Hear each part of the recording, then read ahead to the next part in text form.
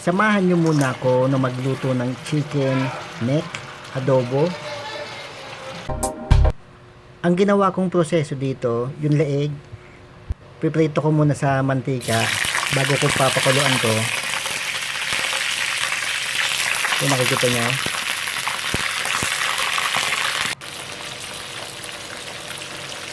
Yan, piprito ko. Pagkatapos, babaligtad ko lang siya para yung kabilang pisngi naman ang maluto. Kahit na half cook lang, okay na yun. Yan, nagiging golden brown na siya. Pagkatapos, separate ko lang sa isang lalagyanan para yung ibang leeg naman ang maprito. Pagkatapos, tatanggalin ko lang yung mantika. Tapos ito yung sangkap niyan, toyo, suka, bawang. Gigisa ko lang yung bawang dito. Antayin ko lang maging brown. Yun ang masarap sa adobo, yung brown ng bawang. Pagkatapos, lagay ko na yung leeg.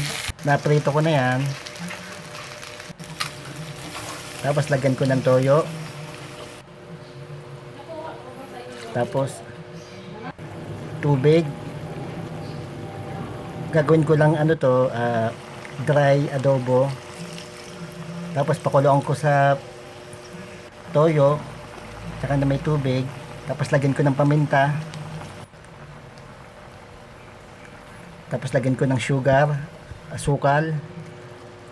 Antayin ko lang siya mag-evap o lumapot ng konti. Yan, nag-ano na siya, nag-evap na.